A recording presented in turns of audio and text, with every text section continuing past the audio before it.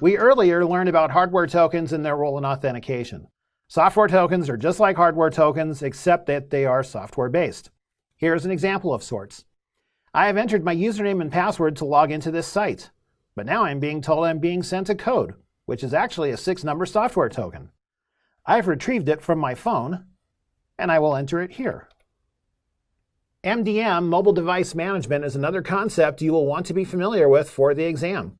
MDM involves making policies that dictate the when, what, and how of allowing mobile devices on a corporate network.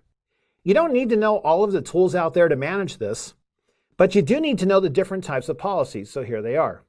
COPE is company-owned, personally enabled. This means that all mobile devices on a network must be company-owned, but also allowed in the context of personal use. CYOD is choose your own device. A company will provide a list of approved devices, and it is up to the employee to choose which device to use from that list. BYOD is bring your own device. This allows users to bring their personal devices to use on a company network, but in most cases, the device has to be approved, usually from a security standpoint, before it is allowed on a network. Authentication is the act of verifying that a person is who the person claims to be.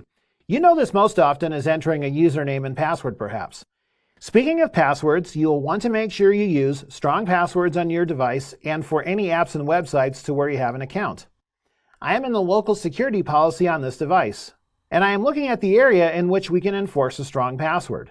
The main piece is this, that passwords need to contain 3 of the 4 types of characters: uppercase letters, lowercase letters, numbers, and non-alphanumeric characters, of which you see some examples here.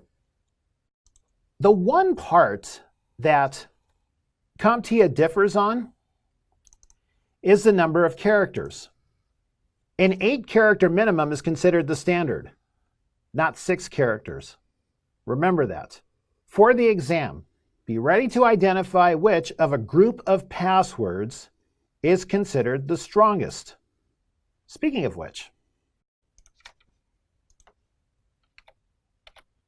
of these passwords would you consider the strongest? Pause the video and then continue when you think you know. If you said the third choice, you are correct, as this password has length and is the only one that has all 4 types of characters. A username password combination is a form of authentication, the what you know form. 2 other forms you need to know about for the exam are the what you have form, like a smart card, key fob, or badge, and the who you are form, which deals with biometrics. Multifactor authentication is authentication with 2 or more of these factors. You may recall the website I logged into earlier, to where I had to enter a username and password, which is part of what you know, and a generated software token, which is what I have. That is an example of multi-factor authentication.